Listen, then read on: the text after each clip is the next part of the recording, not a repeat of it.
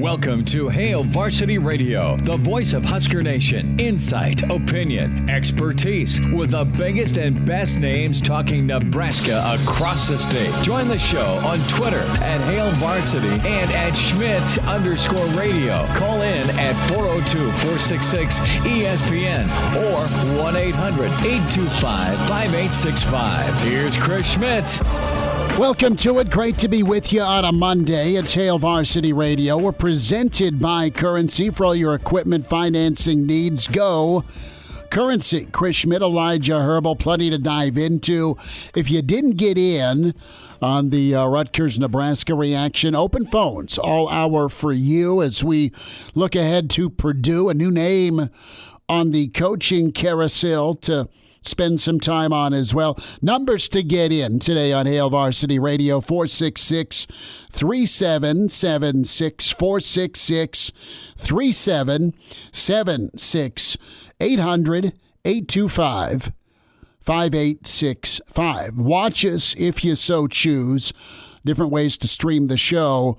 Of course, ESPNLincoln.com over the airwaves across the state of Nebraska, but also on Facebook, ESPN Lincoln's Facebook, ESPN Lincoln's Twitter, and Hail Varsity Radio's Twitter account at HVarsity Radio. You can follow me, Chris Schmidt, at Schmidt_radio. Give Elijah a follow as well at Herbal Essence for Elijah Herbel. Chris at HailVarsity.com, the way to get the email in. So as you got over the weekend, you let Friday night sink in, and it was ugly, but it was satisfying. Not necessarily offensively, but as a whole, as a Nebraska fan, I don't think you can complain too loudly about a win. You can nitpick. There can be moments of, man, I wish X, Y, and Z was better. But it's a far cry from what has traditionally been problematic for Nebraska football, and that is finishing games. You have finished games now for 2 weeks in a row. One you were tied going into the fourth quarter, and one you were down 13-7. Okay, so listen, you found a way. It was a little Will Bolt tribute, gritty over pretty. And that's how you're going to win football games in November. If you're going to win football games in November, that's how you're going to figure out a way to hopefully cover the number. If you're a Nebraska fan in West Lafayette, that's going to be a tough ball game. It's going to be a tough ball game, but we'll see what's out. Purdue's not going to be at full strength, and they are beatable. You're not taking on Bama or Ohio State or Clemson or Georgia. It's Purdue. And Nebraska's Nebraska. Can you get some run game going? And what lessons can you take with you? What you do know is that there is trust. There is trust with this team in Mickey Joseph. There's trust with this team in what they're being asked to do. And there's confidence. Man, I talk all week, every week about confidence, but you can't put a price tag on it. Because clearly before, there was shaky to lack of confidence in these moments because they had gone wrong so often, so many times. Now you have confidence. You have back-to-back wins. You're in the right column, the left column. You know what I mean? And you found ways. That can be a great thing. What did Red say? Or what was Red told by Andy Dufresne? Hope can be a wonderful thing. And here's the reality. Not just hoping.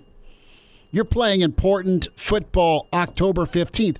You hoped as a Nebraska fan you'd get to October 15th, this Purdue game circled as a decider, one of the deciders for the West. It still is after Dublin, after Oklahoma, after Georgia Southern. You're somehow still standing at this point after a nuclear blast. And good for Nebraska, good for Mickey Joseph. Not only are you still standing, you have more momentum. At least it feels from my outside view looking in. It feels like you have more momentum surrounding this team than Scott Frost was ever able to generate during his 4 years and change as a head coach. The end of 18, they had some real momentum. I'll say that. But right now, after all they've gone through, for them to persevere, that's impressive. And you as a Husker fan can sit back and say, well, it was Indiana that they beat. It was Rutgers that they beat. They made those games closer than they should have been. Nebraska's going to go and struggle against Purdue. All you can ask from a football team is they go and get the job done. That they go and get the win. And in the Big Ten, sometimes you play closer games than you expect against teams that you should beat. And I do think, on paper, Nebraska should have beaten both Indiana and Rutgers. Now, Nebraska seemed pretty down in the dumps. And it made you think, you know what, if this team has any sort of, or has given up on this season at all, if there's any sort of give up in this team, they could have lost both those football games, but they didn't. They went out and they won them both, and it was close. I mean, look at Michigan and Indiana over the weekend. Michigan is tight games. It was tighter than the score would indicate. And Michigan is a much better football team than Indiana, but Indiana hung with them for 3 quarters. Yeah, it was 10-10. Made that game close, and that's what Big Ten football is. Sometimes there are going to be nasty, ugly games whenever you go on the road. Whenever you're playing on a weird Friday night, whenever Rutgers has your number early, they punch you in the mouth. Weird things happen in the Big Ten. The important thing is Nebraska was able to go get a win, and it's a win that in the past couple of seasons, if you would have put that game in any other season, for the past 4 seasons, I think Nebraska goes and loses that football game. But they didn't. They are able to turn the page on this one. They're able to get the win, and now they're on to Purdue. Is Purdue a better team? Yes. But Nebraska goes out and plays against Purdue the way that they played against Rutgers. Are there going to be some problems? Most definitely. But at the end of the day, Nebraska got a win over the weekend, and now they're building momentum into a very, very important conference matchup, as you said. We'll get more on Purdue, and we'll take your phone calls, your emails. We'll dive into Matt Rhule and him being on the hot list here. Who's with us? We have Chris on the line. Chris, thanks for hanging in. Go ahead. Hey, guys. Yeah, who's injured for Purdue? Their starting right tackle is out for the year. Okay. All righty. It's not Jones or anything, though. Well, Jonesy doesn't practice a lot, but they dust him off for the game, so we'll see. But he's not. He's not the guy from Iowa. Yeah, the slot guy from Iowa. He doesn't practice. Okay. He doesn't practice a ton. That's at least per the press conference today during the week. But he's good for Saturdays, and you'll take it. You'll take it.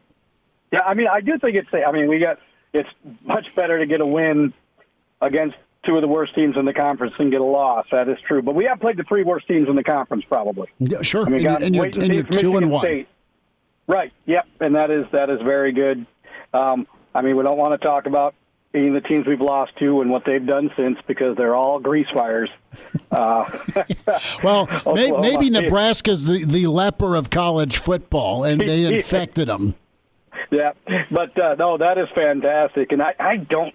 I mean, it's fantastic to have 2 wins in the Big Ten. That's in a 2-game win streak, and Purdue's going to be tough. I was kind of surprised it was more than a touchdown to 8 points or whatever, Purdue's way. But we'll see. I don't like the Matt Rhule deal. He's barely got above 500 record as a coach, and anytime they say look what he did with the talent he had. Hey, yeah, we've done that. In fact, we kind of did that the last 2 years. 2 hires. Here's what I'm going to do, and Chris, I'll say this, all right. And I've reached out to people I trust that are former coaches, current coaches, and guys that have covered Rhule. Okay, and the thing that everybody to a man has come back and said is that he's really good at connecting and developing. And listen, everyone sees the 5-star, right? The folks who ran option football in the 1990s all saw Tommy Frazier and went, dude's a difference maker, okay? Clemson, Notre Dame, Nebraska, Colorado. And you're supposed to win with a guy like that. But the recent example I'll give you is not so recent anymore, but Bill Bush saw a guy in Prince Amukamara, okay? There was a 3-star talent, and said, you know what, man, I love your size. I love how fluid you are. I think you can play ball for us here in Lincoln. And Prince turned out to be, I think the 21st pick overall. Prince did a lot of work on his own, had a lot of development. But the point is, you got to find that guy that, all right, if he hits, yeah, he's an NFL guy. But can you get that 3-star to develop into somebody that's really pretty talented? And Rhule did that at Baylor, okay? Rhule did that at Temple. And in his track record from a recruiting class ranking standpoint, I mean, they weren't great. I've got the numbers right here. They were 40th, 29th, and 36th at Baylor, okay? Mm-hmm. And I know it's Baylor, And I know Bryles had some talent in the cupboard, but you also had are they going to drop football or not discussion. So not only did he come in, go 1-11, and then go 7-6, and then 11-3, but the kids that he recruited up until he left for the NFL is what Aranda has. Okay, and Aranda's a good coach. I'm not saying he didn't screw him up, but Aranda inherited some of the Rhule talent and eye for talent, and you know what Baylor's been the last couple of years, right? So that's what I look at. I don't care who gets hired or who gets retained. I'm just pointing out that the guys won in college, and there's a lot more history of success with college guys who have won in college, gone to the NFL, flamed out, come back to college and win. But I'm just worried. Our last two coaches were different ways of that vein. Of course, Riley, the craziest hire ever. Riley never won more than 10 games in kind of a watered-down Pac-12, and Frost was an absolute whiff because we all thought, and I'm guilty of this too, that he went 13-0. He's got enough experience, and if when he doesn't have an experience, he'll have help around him to ask for it, and he never did that. Yep, and I just wonder. I mean, it's one thing. Generally, you do have to recruit your skill position players. Sure. Prince Makamura is kind of the outlier. And so I always kind of roll my eyes when I hear someone say some so-and-so guard or center or interior defensive lineman or even middle linebacker is a 4-star. I'm like, I don't care about those guys. Those guys don't – you can build those guys. The guys in the interior, defense and offense, and even tight ends and sometimes running backs, they can be built. That's his expertise. Is building the lines of scrimmage. Then that might sway my mind a little bit. But we do need, we need to focus our big energy on skill players for recruiting, because for the most part, those guys, do need to be high 3-star to high 4-star at least. You've got those, Chris. I got to rock out here. Thanks for the phone call. Listen. You've got skill guys. You got an abundance of skill guys now. What don't you have? You don't have any protection. You can't run the football. You can't take a 5-step drop against teams that have decent front sevens. 17 of 38 pressures came off of your tackles last Friday night. And Casey was pressured on 2/3 of his dropbacks, more than 2/3 of his dropbacks. Because he played a D-line that was good. Mm-hmm. And there's no run game. We're kind of jumping around here, but my point is you need somebody, and it's not that Mickey can't do this. That's not what I'm getting at, or I don't want to start that discussion point. But you've got a lot of national writers, our friend Paul Meyerberg, you can't miss the opportunity to go get Rhule. So you got to figure out what he wants to do first, right? Does Matt Rhule want to jump back in, or does he want to go find a private island somewhere and buy it? Because Carolina gave him all the money in North and South Carolina to leave. We'll get to some of your comments here on the StreamYard. Can I quickly add, though? Yeah. One of the things Chris said in that phone call was that Matt Rhule's overall coaching record does not impress him. Go back. I disagree with that. I go back and encourage anyone who thinks that to go look at the teams that he inherited. At Temple, his first season... He didn't inherit double-digit wins or even high single-digit wins. First season at Temple, he went 2-10. And that was not any fault of his own. He inherited a dumpster fire of a roster at Temple. And within 2 seasons, was in the conference title game, the AAC title game. And then 3 seasons later, he wins the conference title. Then he goes off to Baylor. First season, 1-11. Mm-hmm. 2 seasons later, he's playing for a conference title game yet again, and he made it to the Sugar Bowl. 11-3. And how he did that was he built teams that treated football like a boxing match, like a fist fight. Mm-hmm. And that is what you need to go succeed in the Big Ten West. You need to be able to find those unheralded guys, turn them into something, and make them play football like it's a street fight. Absolutely. And that, to me, is how you're going to win in the Big Ten, is you've got to be fantastic and tougher than everybody else on the line of scrimmage. That's how he built. And it sounds like I'm on my soapbox here saying Matt Rhule's the guy. There's no such thing as a guarantee, period. but you feel like you deserve one right now as a Nebraska fan with all you've gone through over the last 2 decades. In coaching searches, you absolutely deserve a guarantee. Is Mickey a guarantee? No. Is Mickey somebody that you got to keep around here one way or the other? Absolutely. We'll get to the phone calls here in a minute. We're up against a hard break, so if you're on hold, stay there. We'll come back to you, I promise. But Rhule could be a game changer for Nebraska. I know that's what the tag was with Scott Frost. Totally get it. And you've been spurned that way.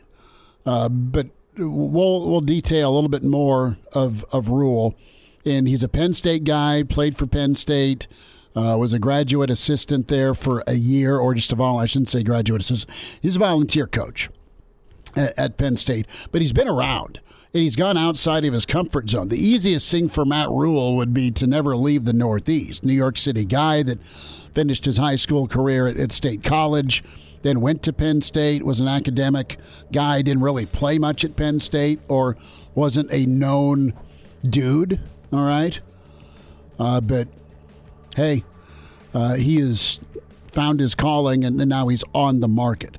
More thoughts on Nebraska as they look forward to Purdue. Hail Varsity continues. And now, back to Hail Varsity Radio. Got open phones here till 5. Charlie McBride next hour with Hail Varsity Radio. Eric Warfield, get his take on Nebraska's win against Rutgers, the Chiefs and Raiders tonight. Also, what's his feel on Matt Rhule and Mickey Joseph. Pete's with us. Pete, thanks for hanging on. We were up against a break. Wanted to give you time to say what's up. Go ahead, Pete. Thanks for calling. How you doing today? We're good. We're good, man. Well, it's good to get a win, there's no doubt. And I like the way they get the grittiness in the second half. The defense plays better in the second half. But one thing I do want to bring up, our quarterback, when it's open to run, he has got to run to get the first down. And I have a hard time saying that if he's going to run in a wide open field, that he's going to get hurt versus dropping back and getting smashed. I have a problem with that. I just don't see the logic in that. But if he doesn't run, and there were several times where he could have ran for the first down and slid if he wanted to, but he could got the first down, would make a big difference on that offense. If you watch, they stacked the box pretty good because they knew he wasn't going to run. And when he had the opportunity, with some plays with a wide open field, he chose to pass the ball and get it incomplete and not get the third down conversion. And we all know that third down conversion is critical on winning games over the course of a game. And I think he's got to put his body, so to speak, a little bit online and run that ball some to open up a defense. And I don't like the no-back sets. Mm-hmm. I don't like that. I don't think that's a good offense if you're not going to have a quarterback that's going to do any running. So, and the second part is, where's Logan Smothers? Is he's like down on third string? Because the second string quarterback may be very gifted, but boy, he hasn't showed me nothing. It's like the game gets too big for him or something. Logan Smothers. Logan is now number 2 at quarterback, at least on the depth chart that was released. Pete, thanks for the phone call. Appreciate it. Yeah, that's a question. Now, is Casey being told not to run? He did have a pretty big scramble to pick up a first down where he dove for it, but you're not seeing that as often. What part of what makes Casey pretty gifted is his ability to hang and climb in the pocket.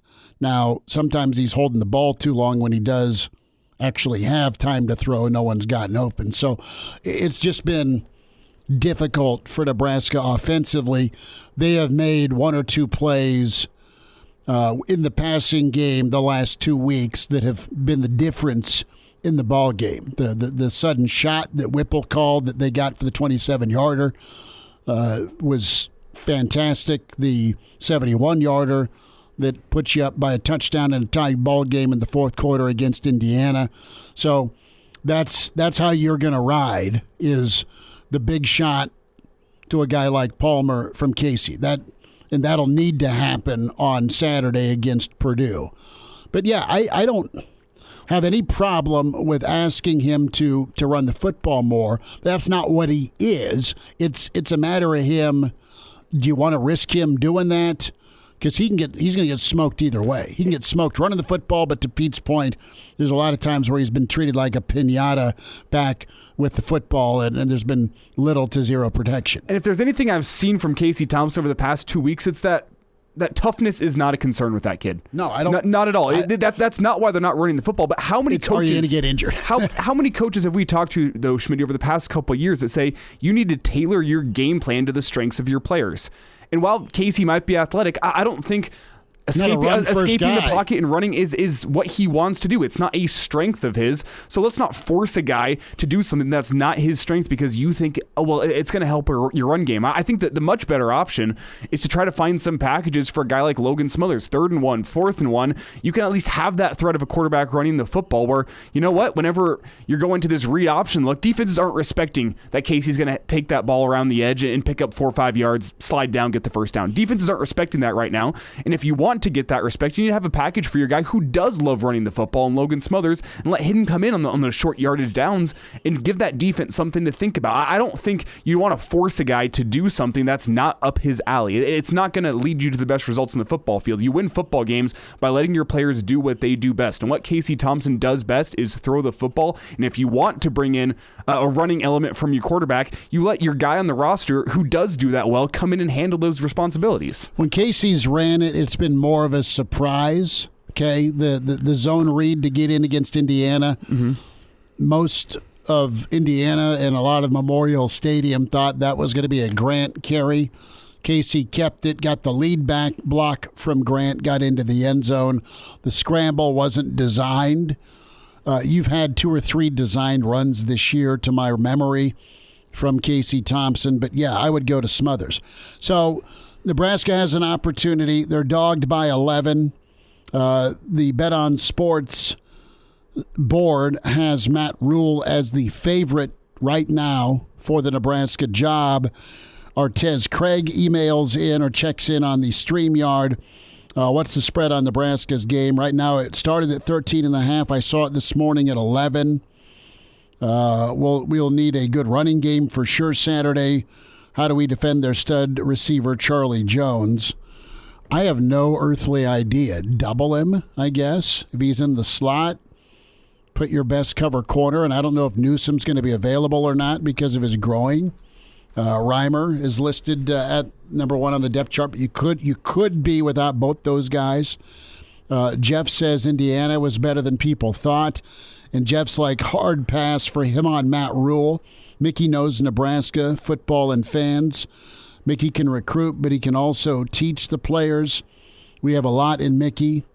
Let the season work itself out. Don't disagree. I'm not saying you run right now and throw the bank at Matt Rhule if you're Trev, but I think you absolutely keep him in mind because he's a proven college coach that has won and has built. He's not walked into winners.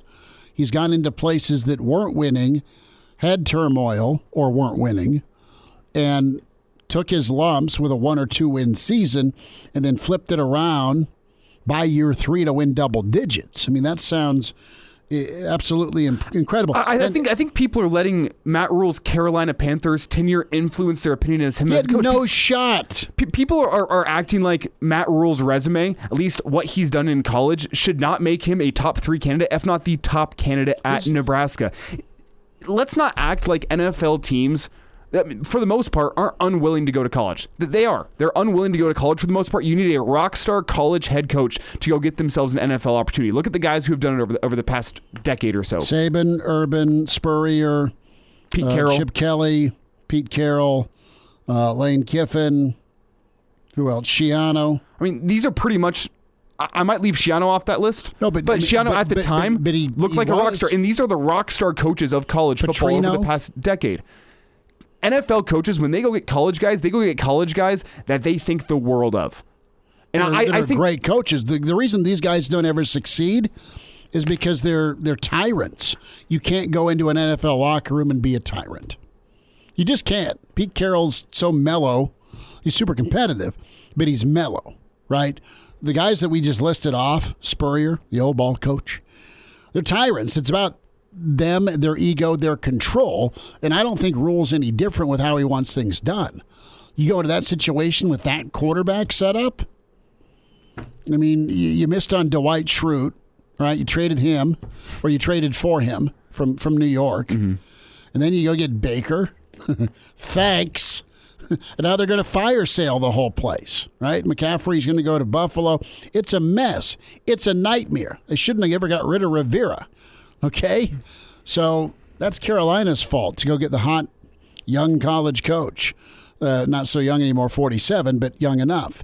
Listen, his resume, Matt Rhule's resume, is better than anything out there in college right now that's gettable. It's better than Leipold's. It's better than Campbell's. It's better than Aranda's. Period.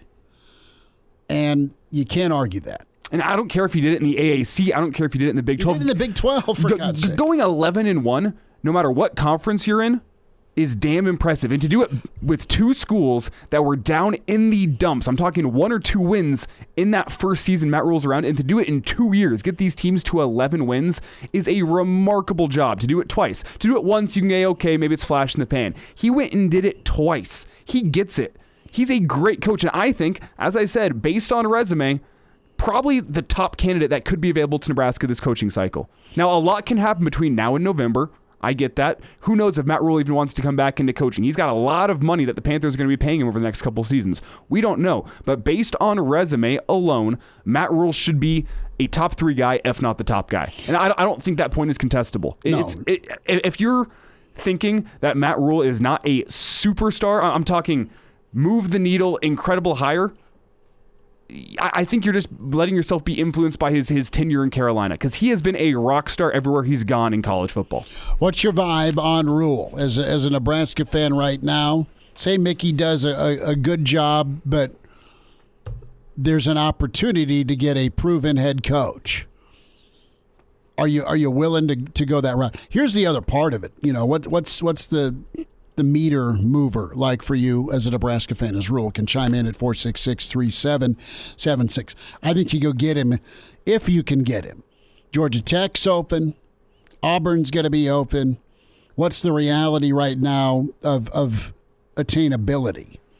If you're Rhule, you look at Georgia Tech because you're used to a place with limitations. Baylor, Temple, Georgia Tech's in that conversation. It's familiar. And you're in a great recruiting base. Philly was a good recruiting base. You knew the state of Pennsylvania because of your time at Penn State, okay? And then obviously Waco. I mean, there's studs everywhere in the state of Texas to go play football, your style of football. So both of those spots, this would make sense, the city of Atlanta. If I'm Georgia Tech, I go get Coach Prime. That's who'd be number 1 on my list. And 2, you look at the situation with Nebraska, it's going to need somebody who understands the Midwest and the Big Ten. And while Texas and Philly are not Big Ten country, Penn State is, and how you build is how you build. The fact that you're a culture builder and a grinder, right? Those are the prerequisites Trev Alberts has for whoever is the next head coach. Mickey's a absolute grinder. Mickey is. He's also a culture builder. You look at the culture now of the football team just through 2 weeks, opposed to what this season was in 2022 before he took over. Completely different culture and buy-in. So if Mickey ends up being retained, that's not awful. But I'm saying you don't pass on Rhule if you can go get him. And there's going to be Arizona State out there. I think Wisconsin wants to stick with Leonard.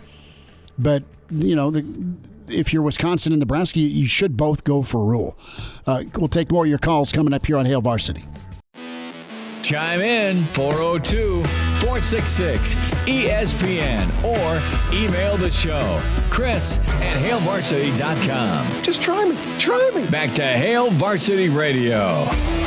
Back with you, it's Hail Varsity. We're presented by Currency. Reminder about your friends at Red Zone Tickets, selling fun since 2001. Do you have seats you want to buy or sell? Red Zone Tickets can help with that, buying or selling tickets to all types of events. You want to go see Husker football or Husker volleyball? How about Creighton basketball, NFL action, concerts, theater, and college football games as well as the College World Series. RedZoneTickets.com. They're located in Omaha, an A-plus Better Business Bureau rating, and they're local, right? They're local for you from the great state of Nebraska. They have a 100% guarantee on all orders, and you'll receive authentic tickets and experiences you'll never forget. Time to check off that bucket list item and create memories that last a lifetime. RedZoneTickets.com. RedZoneTickets.com. Today, selling fun since 2001. 466-3776. 466-3776. 800-825-5865. Greg asks, does the turf monster bite anybody at Purdue? I don't know if they've mowed that thing or there are goats in action. Chad emails in Chris@HaleVarsity.com. I would definitely go for Rhule. Would rather try for Leipold. But how about we get Coach Rhule and Leipold on the line? Then I'd be happy. Well, that'd be great. But come on, you've got two guys that are used to being head coaches. I mean, there you go. And right now, Mickey's making a strong case. Well, yeah, you go get this win at Purdue. So Mickey's done what he's supposed to do right now. Yes, Mickey has calmed the waters. Mickey has injected confidence. Mickey's changed the way they practice. Mickey's asked them to be physical and gotten them to be physical. Okay, and then he's got them to believe. He's got him to as he said, strain to finish. It's going to be a tough fourth quarter game, but he got him right in the mind. And then they went out and found a way. They went out and executed against Indiana. They executed enough in a absolute that Friday night was the definition of a rock fight, and they won. So he's 2-0, or he's 2-1 total, but 2-0. And the question now is, can you go win as an underdog? Yes. Right? Because that's part of the trend here. All right, you go in and you win as a favorite, find a way, and then you go win as an underdog. Can you go beat Purdue? And can you go win as a double-digit underdog? And right now, that's where things stand. Well, I understand. I understand all the love for Mickey, and he deserves it. He deserves to get his roses because what I saw the past 2 weeks did mark a significant change based on what the team looked like on the field, what their mentality looked like, as compared to what we've seen for the past 4 years. Mickey did a great job flipping that mentality in that locker room quickly, and as I said, I think there's more momentum surrounding this football team than there's ever been in the 4 seasons and change under Scott Frost. But I will also say, Nebraska's 3 conference games, they're 2-1 against 3 of the, what I see as right now, the 4 worst teams in the Big Ten. They've done it. They've won the last 2, but I think Northwestern, Indiana, and Rutgers are 3 of the 4 worst teams in the Big Ten right now. Indiana, sure, they might not be the worst team in the Big Ten, but I think on paper, Nebraska is better than them. And Nebraska wouldn't beat them whenever they were down their 2 top receiving targets. Now, a win is a win. Don't get me wrong. But what Mickey does in the next 2 games is a lot more important to me. In that battle for Mickey to win over the head coaching gig, the next 2 games are a lot more important than the last 2. Purdue and Illinois are the teams that it really matters what this team looks like. I don't think Nebraska needs to go out and win both of these games, especially when you're under a double-digit underdog to Purdue. But what this team looks like and how they fight and what their performance level looks like in the next 2 games is a lot more important to me. And I don't think that in the month of October, Mickey can sell me on him becoming the head coach. But I think if he has some strong performances the next 2 weeks as well against a much higher level of competition, I mean, Illinois is in the top 25 right now. Mm-hmm. Illinois is a damn good football team. These are 2 teams that Their scoring defense is number 1 in the country, 8 points a game. And another rock fight on Big Ten programming, right, was Iowa, Illinois. No, can you go get a win, a hard-fought win at home against Illinois coming off a bye week, and can you go upset Purdue? Can you split the next 2 weeks? And then that's what it is to me. And then you get into November, and can you find a way to Michigan looks really tough, but Iowa looks beatable. Wisconsin, we'll see if they get shifted. I mean, they absolutely put the hammer down on the road at Northwestern 42-7. Then there's Minnesota. What Minnesota are you going to get? They've been really good on the road, although they looked human against Purdue without Ibrahim running the football. I mean, it's going to be a stretch here of 17-14 low-scoring ball games, theoretically. As it looks right now, Elijah, based on how Nebraska's offensive line is and how healthy do you stay defensively if you're Nebraska, you got Keekog and Reimer and Newsome, the second and third level of your defense, and what can you get out of your offense taking care of the football? What a team worth the damn would have buried Nebraska Friday night. So to your point, that reality is you beat two bad football teams. Don't apologize for doing it because it's not something that Nebraska teams have done. They would have found ways to lose and potentially get blown out against Indiana and against Rutgers. You found a way to win. That's awesome. But you haven't beat anybody of substance yet. Not your fault, just what it is. It's really what it is. And I think on that path to bowl eligibility, Nebraska needs to split these next two games. If they want to get to 6 wins this season, November, I know it doesn't look like what it looked like preseason, but still, the next 6 weeks are murderer's row. Mm-hmm. I guess there's bye weeks in there, so on a calendar it's more than 6 weeks. Meaningful football, though, because you're at 3-3. Very meaningful football. Very meaningful football. And to Mickey's credit, he's done what he's done so far with guys that he did not handpick to be his staff. That's nuts, isn't it? He's done that so far, but he has got a much, much more difficult task coming his way to finish this season than what he's had to do over the past couple of weeks. So Mickey's got a lot more, in my eyes, to prove over the next few weeks than what he's already proven so far. Much, much bigger tasks await for Mickey Joseph, and we'll see how those go before I'm ready to anoint him and say, yeah, this guy should be the guy to lead Nebraska football moving forward. I'm impressed that they're where they're at right now under him. Yes. I'm impressed. Can it be a long-term thing, or is it just his ability to compartmentalize, be professional, and be who he is? In the moment, some guys can absolutely handle the stressful pressure situations that you're thrust into. And that's how much he loves the program, right? I mean, that's how much he loves Nebraska, that he has given his heart and soul to this, with the understanding that there is a search. Mickey's a pro, so he gets the fact that there's going to be 100 names. Trev gets the fact there's going to be 100 names. And now one of the names that you didn't think was going to be out there or you maybe had to wait on, Matt Rhule, is out there. I don't think you can't afford as a football program to not pursue him. As good as Mickey is and as nice as he's been, Matt Rhule's done really wonderful things. Just like you can't afford to not try for a Campbell or a Leipold. Make him say no. I mean, from a timing standpoint, Leipold's a pretty loyal guy. Maybe he doesn't leave Kansas. They're going to give him a raise. Campbell's happy at Iowa State. Rhule's out there, but Mickey's done a hell of a job. We'll wind down an hour one after this. And now, back to Hail Varsity Radio. Thanks for hanging out. Charlie McBride in 1 hour. Well, hold on. In 10 minutes, an hour 2. That was scary. We pushed Coach McBride back to the start of Monday Night Football.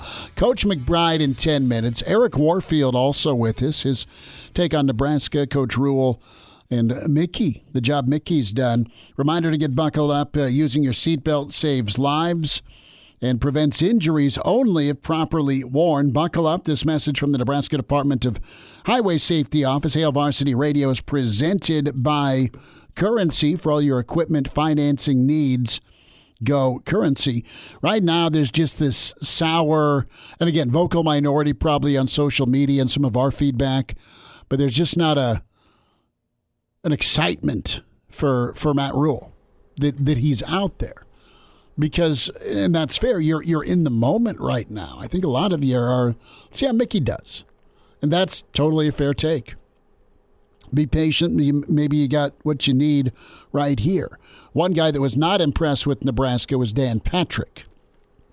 Dan Patrick, his national radio show, piling on Nebraska with how they celebrated. There was some video of this after the Rutgers-Nebraska game, and it sounded like some of the Rutgers fans were a little vulgar towards Nebraska, and I don't know what prompted this, but you had some Nebraska fans and the Nebraska players in the end zone. But this is from Dan Patrick. Nebraska barely beats Rutgers at Rutgers.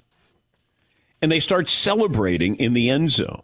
So the game is over, and they're dancing on the Rutgers logo. And I go, if I'm the coach at Nebraska, I am livid that my players, you won 14-13, get the hell in the locker room, get showered, and we're getting out of town. We're lucky.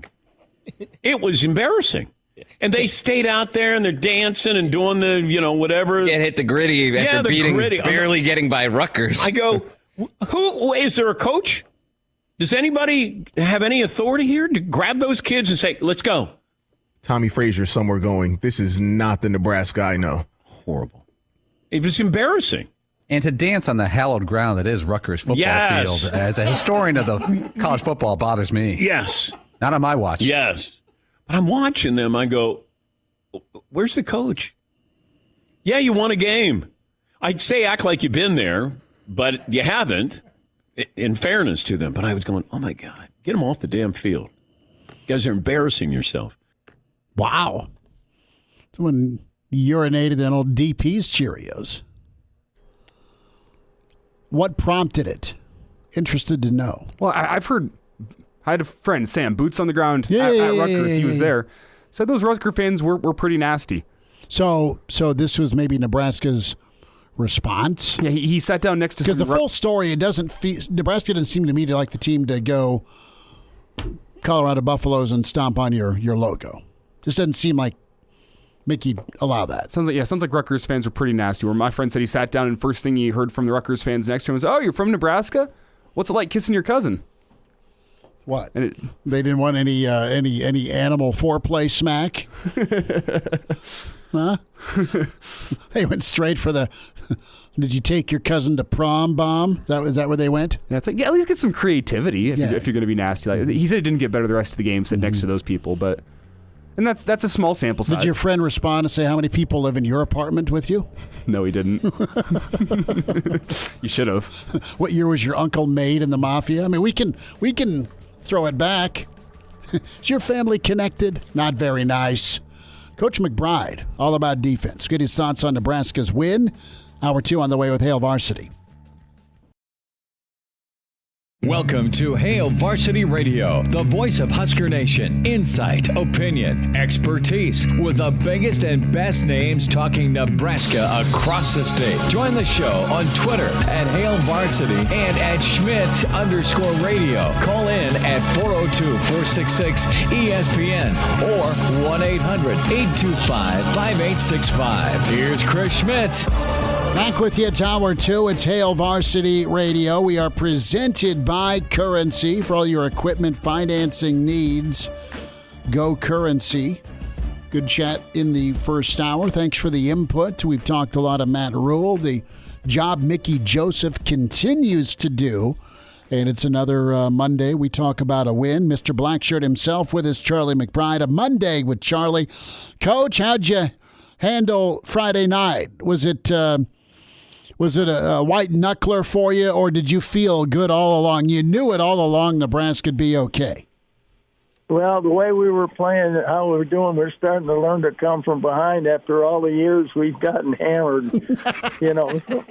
I just figured something good's going to happen, and it did. And, it was, and then it was bad. The next morning, I get up and they fired the offensive coordinator over at Rutgers. So I figured, wow, what? Once we did it, we fired somebody during the year. Everybody thinks it's okay. Yeah, that's no good as a coach. I know your heart's right there with all those guys. Well, it happened. It's the way things are going now. I think they're changing, and it's getting more like the NFL or something. And those guys just don't make an announcement that they're fired a guy. The guy just tell them don't come to work anymore. Mm-hmm. We'll send you your check. So that's the way it goes. But it's hard on the kids. It really is. Mm-hmm. It's a lot of guys don't understand. People don't understand that. That guy recruited some of those kids probably, and it's probably tough, but sometimes it's a relief. to some coaches, that they weren't doing a good job. They knew it, and it isn't that kind of a big deal, to a lot of guys. But who knows? But that's the way things are changing. I mean, now it could be anybody, anytime, anywhere. So as long as you're an assistant coach, and things don't go right, the head coach is going to take it. So he, in order for him to not, probably some cases, a lot of cases, you get enough of those, and the head coach is going to roll. Mm-hmm. But but it's tough. But it was great. He made an unbelievable catch. I mean, that you don't realize it until you see the end zone shot. But I saw that today, and how he was like sliding into second and caught the ball. That was John's photo from Hale Varsity. Our photographer made that picture. He took one for the team. He did take one for the team. He got smoked. I think he got a foot to the head. John got smoked, but he hung in for the picture, and to see Palmer make that catch, he did slide into second. Coach McBride, he was safe, wasn't he? Yeah, he was safe. When you look at it on film and see it the first time, you think, "Oh, here goes." Now they're going to look at it for an hour, and they actually the guy made a great call. I mean, because it's a bang deal, and so official gets some of these guys can't make that call; they just guess. But he made it right away. He didn't even fool around. It was, he saw the whole thing right there, so he saw it better than anybody, and which was good. I mean, and that was the shot play after the interception. Coach, I want to talk offensive line with you, because that's a concern. We'll get to the defense. Defense played a great second half. We'll get there in a moment. But you're an offensive line guy as well. And what can you do if you're Nebraska to get the run game going and have more time for Casey protection-wise? Because Rutgers is a good defense. Rutgers is a really good defense. You're not going to see teams like Rutgers all the time, but it's not going to get easier because, Purdue's playing pretty good football. You've got Illinois that's great. I mean, it's a tough finish, but O-line wise, what can you do at this point in the year to be better running and protecting? Well, the whole thing is I only know a couple of ways, but one way is that when we practice, those guys got they had a whole period, I don't know how long, maybe more than, it was probably 20 minutes to a half hour. And 15 minutes was with the first team, and Milt ran that. It was a running game, and Dan ran the passing. Then they just switched at the end, in the middle of that. And then at the end of it, we went one-on-one pass, rush, and stuff like that against us. But that they got. Now you only have one line coach, okay? So. Sure. So you got one. You're getting half the reps that we would have gotten, say, for example, and that's just the way it is. I mean, that's the way they got their practices set up, and with all those players, and so we had a scout team that was already designed to go with the offense down the field and. So forth, and we worked on fundamentals up on the old field house. We were in the little new one, and Milt was in the old one, and of course those are gone now. But there's places. I mean, you can go, but that's just the way you practice and the way your thing is set up. And I always felt that was how the four stations at the running game went. One station was pass and outside run, and the other one was inside run and screens and draws and stuff like that. And then they switched. So you had all those kids that were standing around. They were all working, and that just Mickey knows. I think he was through that. He went through that stuff, and.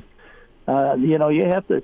It takes a little time to get that thing organized, and it might make them nervous because And then the scout team, after you do it once, they know where to go. Everything goes bang, just like that. But that's all I can say is that we had the other thing is I think when they put the trap in, they put a little bit of trap in with guards pulling and things like that. Those things need timing and a lot of reps, and the backs need to see the blocking, the things that can happen. Up front, you need to run a slant or whatever these guys are doing, and you need to run some stunts into it and keep running them and that kind of thing. So I don't know how that's being handled, sure. But I think misdirection and some of those things will help the backs and the linemen both.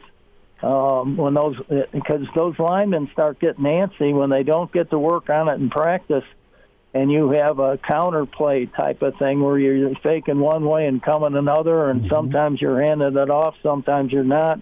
You're handing it back, and like I said before, I think if you took all of our offense to make it simple, we had a reverse and the offensive say fake.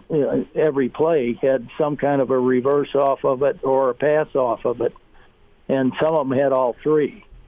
And so, all those things fit all together, and so it kept people on their toes, even though maybe they kind of knew what we were running.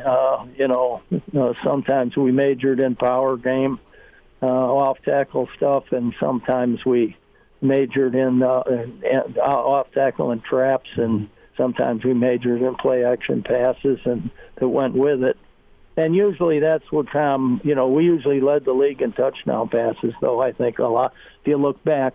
And we probably were last in throwing because we didn't throw it as much. But we just waited till those safeties started moving around. And if they made the wrong move, Tom's got them. And so there's a guy going to be open. And that's kind of how we said it. A lot of quarterbacks, our quarterbacks are recruited as pass first, run second. We recruited run first, pass second. And so that's the way our offense was. We were a running team first and a passing team second, so everything came off of our running game. And we just were sure that we got enough reps to the backs and to those guys that were running the plays and stuff, and saw a bunch of the different defenses that they ran those plays. I think when Tom said every defense they had, we had charted, we ran our every play against them. So you figure out how many that is, and you need to have people. And Tom was kind of coaching the offense, and we were lucky. I had two guys on the defensive line, which were really helpful, and so Tony could go with the outside run because he's the outside guy, and I went with the inside run as far as the defense went. And then, of course, Dan went with the passing part of it, and Milt went with the running part of it. It was a lot of development with the lines of scrimmage, and you had personnel dedicated to it, and that was a monster advantage to emphasize it. Coach, defensively, you have Nebraska that came up with 3 turnovers in the second half. The secondary got beat up early, showed up late. How do you think the defense is playing moving forward?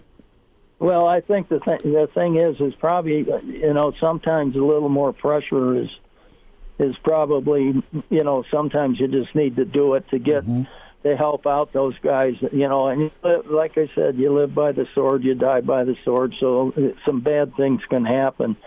But I think the thing is anytime you're getting pressure on the quarterback, the chances of him throwing a really, really accurate pass aren't real good. And a lot of times you get him where he can't see, only sees half the field, and he can't see the safeties and linebackers breaking on what they're looking at his eyes and stuff. So, it's a tough thing. You just have to experience it in practice, and you have to do it, as much game speed type as you can. Do you like what Bill Bush has been doing? Yeah, I do. I think they're getting some confidence.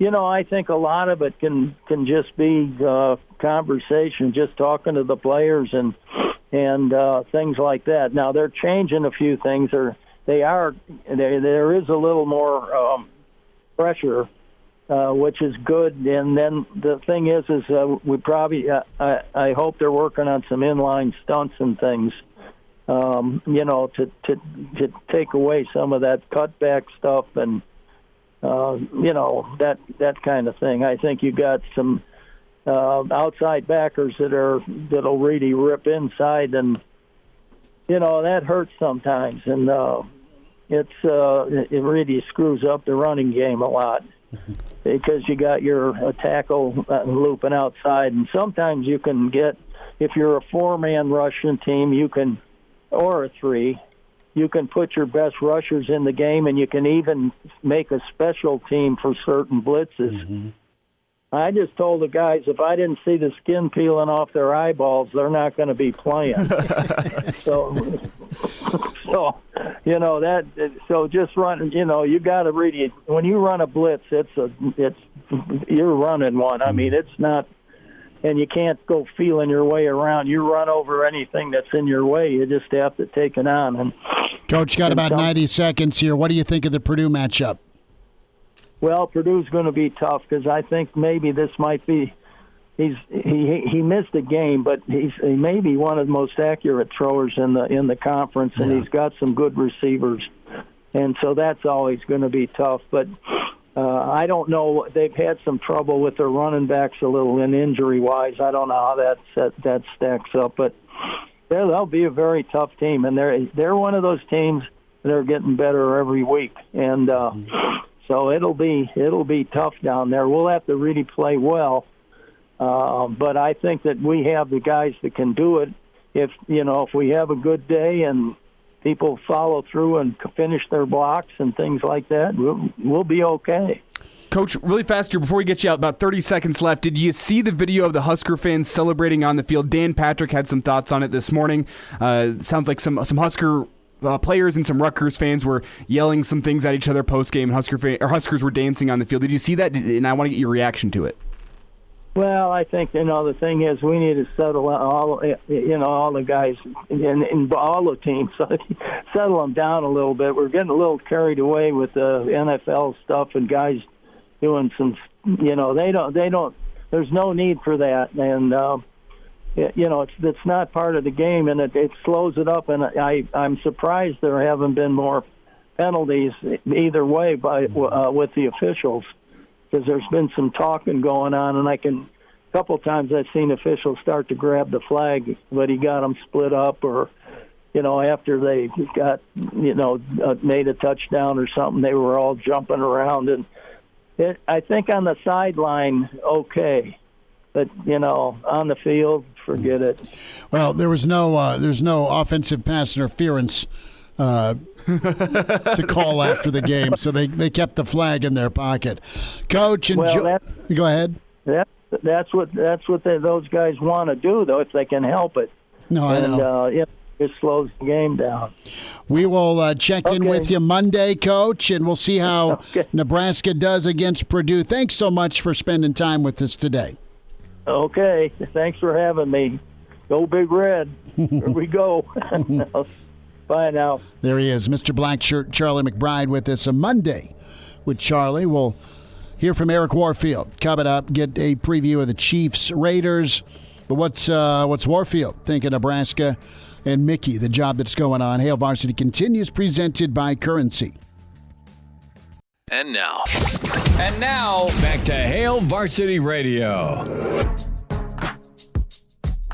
Back into it. It's Hail Varsity Radio. We're presented by Currency. Let's talk some Big Red football and Monday night action with Kansas City and Las Vegas. I about said Oakland. I about said L.A., but I got it right. Husker Hall of Famer Eric Warfield with us. As Warfield, man, you do a lot for charity. You've done a lot of giving back, not only in Lincoln but around the country. And you're coming to us from what golf course, my friend?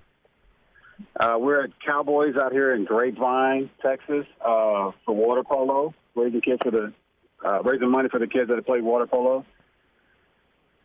That is nice. So you're How are you putting? I played yesterday, and I'm just my putter's sleeping with the fishes today. I'm with one of the best groups you can imagine. One of my good friends from Lakewood Country Club, John Stevens. So he invited me out because his son plays water polo. So we may not be the best out here, but we know how to have fun. Eric, do you know how to play water polo? Have you ever played water polo before? I understand the sport. Do I know how to play it? Probably not. I'm sure I can pick it up. Yeah, I feel like it kind of would translate well for a defensive back.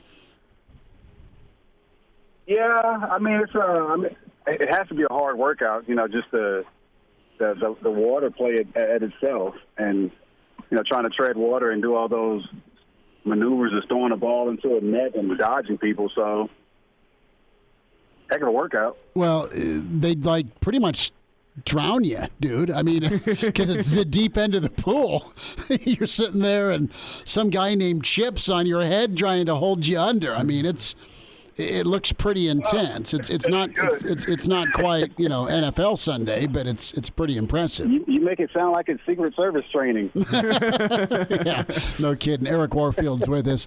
So Eric, what's your take here on Nebraska? 2 wins in a row. They escape with their life at Rutgers, and you'll take it. It was ugly. It was tough. The defense really, really stepped up after that first drive or the first couple of drives.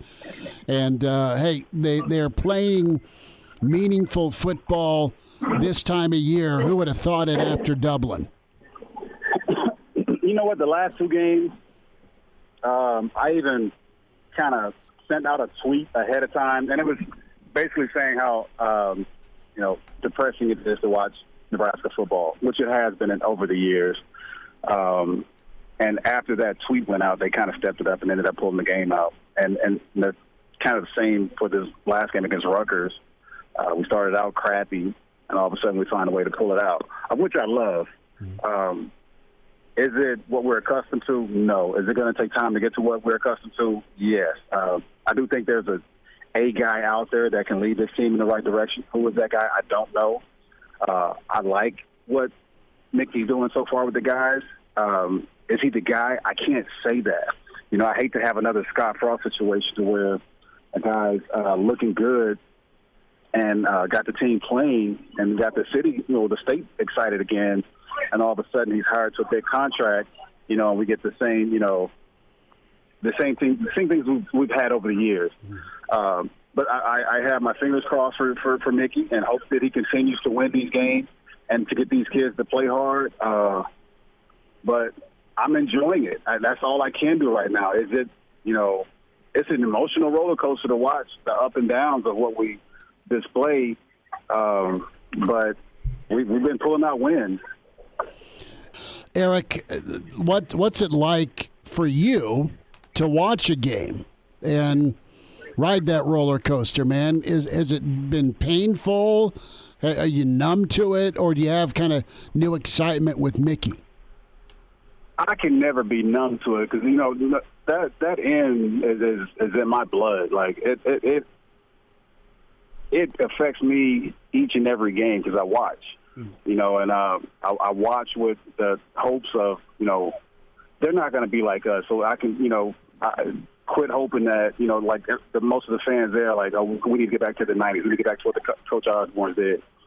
Can that happen? It can. Will it happen? I don't know, but those teams have gone, and now we're trying to pump these new guys up to at least get there and get that winning tradition back, get to a bowl game. So yeah, I'm always rooting for the guys. I don't care who we have at what position. I want the best out of each guy. I want the best for my team. So yeah, it is an emotional roller coaster. I do get depressed when I see bad play. I do get depressed when I see guys not hustling. I think my comment was that I'd rather see some of the red shirt guys play because I know they're going to play to earn that jersey. They're going to play 100%, give 100% effort on each and every play for the team. And at times it's like you don't get that from the guys that are out there. And, what we saw at Rutgers in that second half is kind of what I thought the defense was going to be the entire year because the defense was good last year. And right now they're not. But I'm hoping that this second half in this Rutgers game is kind of a spark to let them know that they have what it takes and that, that's what we saw last year. That's what we're kind of hoping for this year. And the offense is capable. They just need the consistency. Eric Warfield is with us here on Hail Varsity Radio. And Eric, it was a couple of get-right games with Indiana and Rutgers. Those came at the right time in your schedule, and now you have a significant step up in competition when you go and play Purdue. And I want to get your take on how important the momentum is in this matchup with Purdue this weekend and just moving forward in the season. It feels like after these last 2 weeks, this might be the most momentum Nebraska has had in maybe 5 years, the entire Scott Frost era, just what this team's mood is coming off a big win against Rutgers. So how much can that carry you through a second half of a season, a couple of big wins like this and building some momentum? I think it is a great push for us, especially after the team going through so much. You have your head coach fired. You got a new coach coming in. You end up blowing the game against Oklahoma. Heck, that was – I don't even want to say that was a game. Like, I even came back to town for that.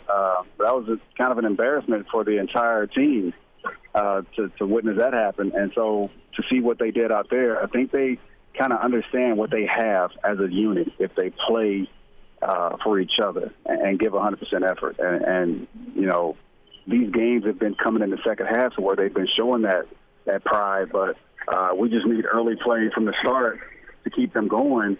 And I think they have what it takes. I think we have some phenomenal players. And Mickey's getting the most of them right now. We just need to start it early. And to have these 2 wins going into a big game like Purdue, it's awesome motivation for us. I see it in the kids at the end of the games, how happy they are, and they want to continue that. And I believe that they have it within them and within the coaching staff. There's been, you get rid of defensive coordinator. And I thought, like I said, from last year, I had high expectations. I didn't know what we're going to do offensively because we had a whole new quarterback coming in. And you never know what you're going to get with the team from a quarterback change because that's basically your captain of the team.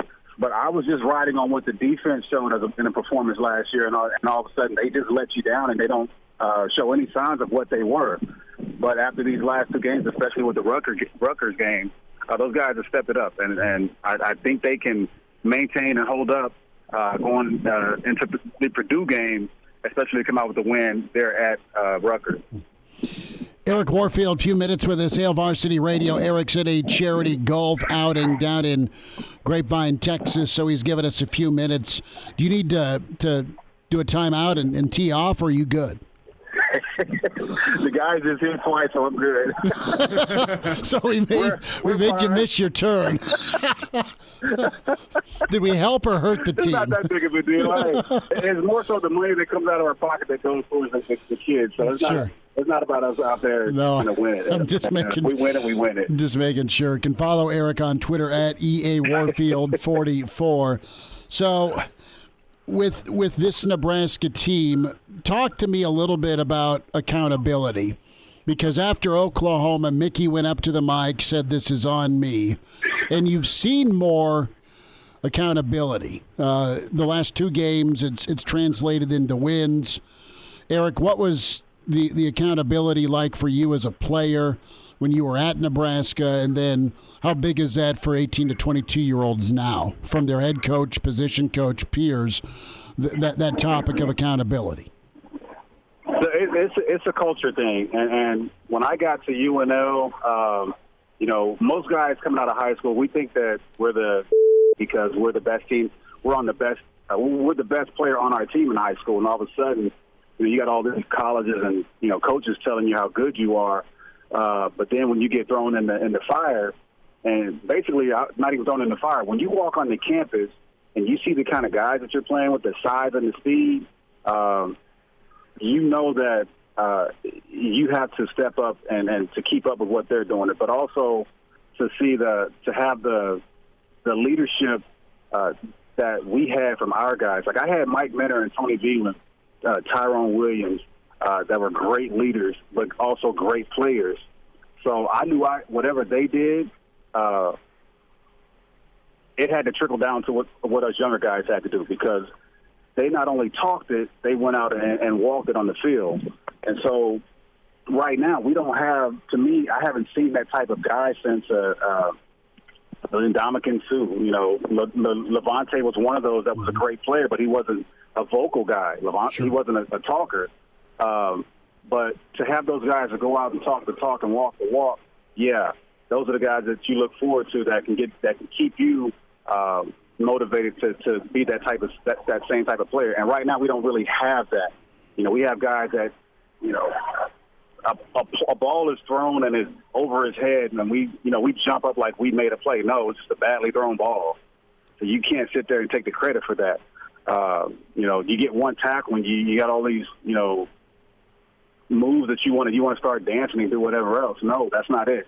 Go out and win the game and then show me, the next game that you can continue doing that, and maybe, you can be that leader.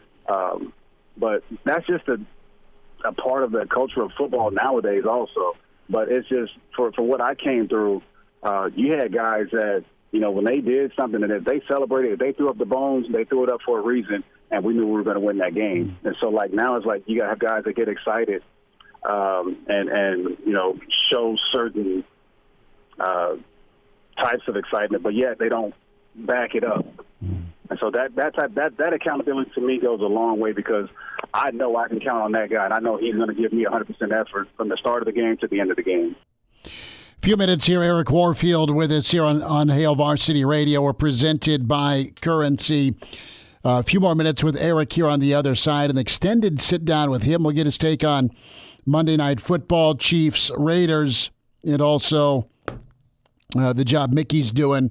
We'll get into that next segment here with Eric, and for sure get his take on the Matt Rhule availability, the NFL back to college. Podcast, find us as always with Hail Varsity Radio, Spotify, iTunes, Google Play, and the Hail Varsity channel on YouTube. Give us a subscription. Tell us what you think. Give us feedback. We appreciate it.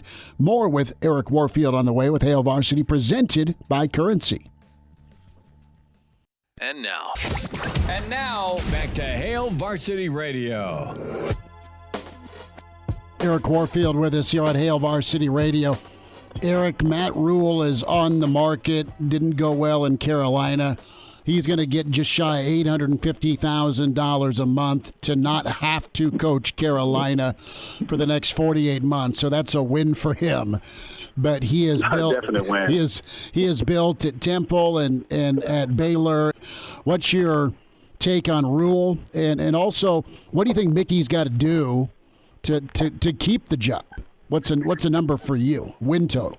So I don't really know what Mickey has to do in order to keep the job. Right now, I like what he's doing. I like the effort that he's getting out of the kids. I like the wins that he's putting on the board. But I think it's going to take a lot more than that. Now, we've had so many coaching changes that come since Coach Osborne, and we've all thought that, this is the right person until, things kind of displayed themselves in the season, and all of a sudden it's like we just made the wrong move. And I don't want Mickey to be that guy. I love Mickey being on the staff. I would like for him to have a head coaching job. Is Nebraska the right place for him right now? I don't know that. I don't want to, rule him out on such a good job that he, if he wins out the rest of the season, does he deserve it? I think so. That's going to be a hard task to fulfill. But yes, if he wins outright all the rest of these games throughout the season, yeah, he deserves it. But at what cost? I don't know. Is Matt Rhule a great coach? Yes, he's proven himself. Is he right for our program? I don't know the answer to that. That's a hard question for Trev and the rest of the committee to come up with and to figure out what's best for us. I just know that we're way overdue for having a great coach and a great team to get us at least to a bowl game. Did we make mistakes with some of the coaches? Probably. But yet that happened. So, I would love to see Mickey win out. Love to see Mickey have the head coaching job. Will it happen? I don't know. There's a lot of other guys that are out there. Heck, I'd even give, throw money at Nick Saban. Hey, just come here and, try to turn us around. Just yell at people. Nick, you come here and just yell at people. Yeah. Eric, it almost feels like there's just a new name every single week. I'm sure this week's the Matt Rhule week. Felt like the past 2 weeks was Dave Aranda. You had Leopold, Campbell. Every single week Mickey, a new name. Mickey was last week. Yeah. And I want to go back. One of the names that was really popular early, and I want to use this to transition to some Chiefs Raiders tonight. Eric Bieniemy was a popular name for about a week after Scott Frost was let go. What do you make of that name association with the Husker job? Do you think it could work out? Is that a guy Trev Albert should be looking at? Man, so Eric's in that same boat to me as Mickey. Like, Eric hasn't really had that head coaching job. I know he really wants one, and I think he had opportunities a year ago, maybe 2 years ago, for some major programs, and he turned it down. So I think he's more interested in the NFL. I just don't know or think he's ready, but who knows? It could be a good job, and I don't want to do the experimenting thing. I want somebody that's got the experience, that knows how to relate to the kids, young and old, and that has the university's best interest at heart. Like, I want this university back to where we were competing. I want us in a bowl game. I want the kids that out on the field that are going to give 100% effort and that are not really concerned about, dances and likes up on social media and all this other crap. So, I don't know. I'm a bit old school, but I'm still young in age to understand what, new age football has come to. But, hey, I'm more interested in seeing Nebraska ranked and competing in bowl games. Eric, thoughts on tonight's matchup? Chiefs are a far cry from that hiccup they had earlier in the season against Indy. They looked incredible against Tampa. Now it's the Raiders. What was the Raider-Chiefs matchup like for you? Oh, heck, I went up against the legends, Jerry Rice and Tim Brown, so I was more shocked than anything when I had to go up against those guys. And then, I became a vet. It became it was more than just football because there's that history of I don't know what you want to call it, but there's turmoil in that. Yeah. Where those teams hate each other. So, but, the Raiders have a great team right now. I think we have a really good team. And if our defense shows up, I think we win this easily by a touchdown. So, will it be competitive? Yes. I think they have some great talent at Oakland. I'm honestly shocked to see that they're at a losing season and with only one win right now, especially adding Devontae Adams. He's kind of unstoppable, kind of like a Tyreek Hill. But, they've got their struggles, and, I'm happy that it's them, not us. With Kansas City, did you expect the drop-off offensively without Hill, or are you pleasantly surprised, or were you confident the offense to this point could overcome a loss like Hill? No, just because of what Patrick Mahomes brings, and then keeping Kelsey. Kelsey's one of those been unstoppable every year. So, and then having the playmaking ability of Patrick and what he does, we always have a chance at the Super Bowl. So, not just a winning season, but literally at being competing in a Super Bowl.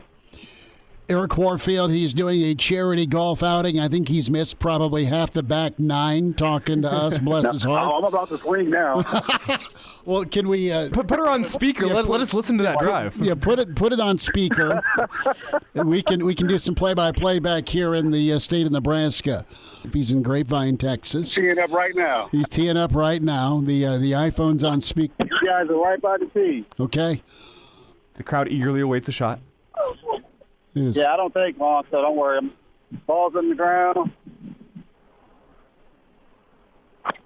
There it goes. Oh, that's straight on the green, baby. You should take us with every hole. We're in front of about. Yeah, rolling back. The total was 340. You got to guess where your ball went. So I think I'm about 315. Wow. Good work. Yeah, I'll fight that one. Eric, we'll let you keep swinging away. Podcast. You're on a Chiefs podcast. Real quick, tell the folks about it. You know what? I've had the opportunity of starting that thing, and it's great to keep, me, myself, and Jason Dunn, and a lot of other guys that are kind of, every guy that I think has played in football has got some sort of issue. Mentally or physically. And for us, getting older and then all the banging, you don't remember a whole lot. You deal with other complications. I've had some friends that have struggled big time. Some that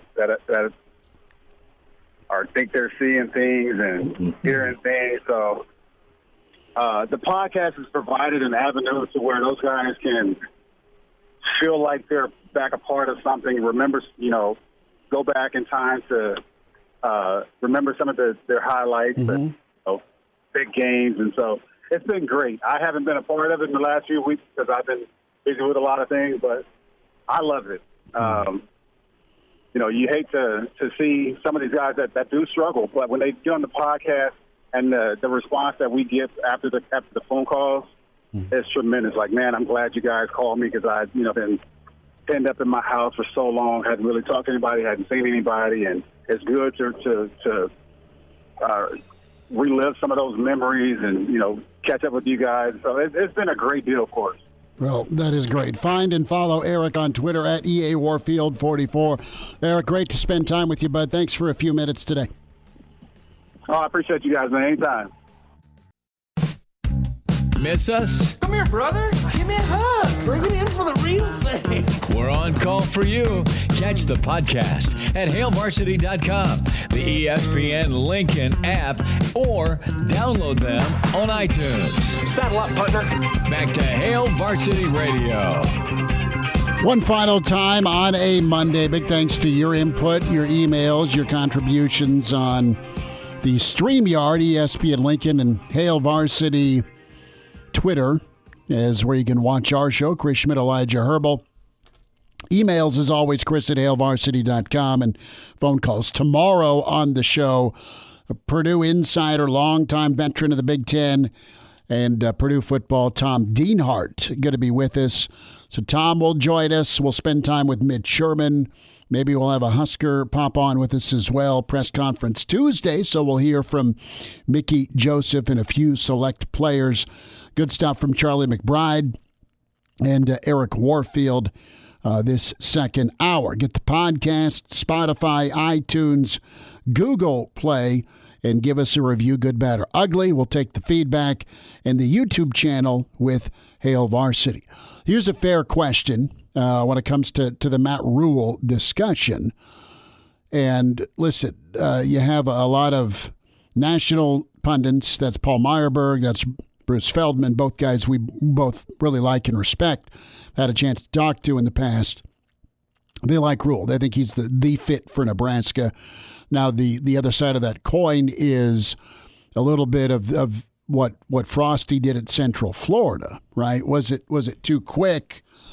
And listen, there's been concerns, not a lot of vocal concerns for Frost, but a couple people. When Scott was hired, they were worried about ego. They were worried about inexperience. Okay, two people I really trust. So look, those are two realities that you just wonder how will it translate. Didn't end up working out. Riley, career record, 500 coach. The thought was he's going to do more with more. Didn't happen. Bo, can he handle the personality of being a head coach? He knows his football. He developed players. Is he going to scare people on the sideline? Never bothered me, but Junior's not getting phone calls to be recruited either. Okay?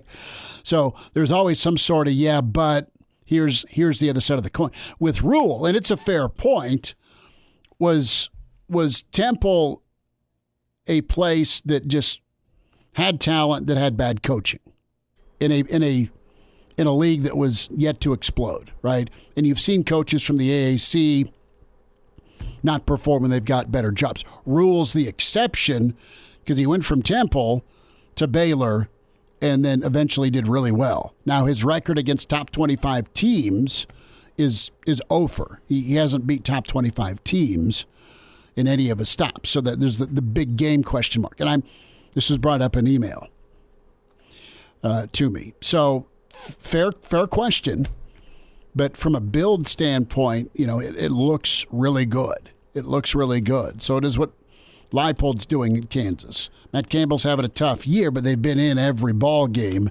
That was a nail biter against K-State, right? Just they don't have the quarterback or the O-line play this year. Yes, the question with Campbell, has he hit his ceiling of what you can achieve at Iowa State with the resources and funding that they have, which is a fair question. But I look at Rhule, and I think the biggest plus for Rhule is the fact that he has gone and he has ingrained a culture at 2 different stops. It's one, if you go 11-1 one place, you can say, okay, maybe you lucked your way into it a little bit, but he tore both those programs down to their foundations and built them back up as winners twice. Doing it once could be luck. I don't see twice as luck. There was a prove-it element for you. Yes. And I'm a little bit interested in that. Back tomorrow at 4 on Hail Varsity. Thanks for spending time.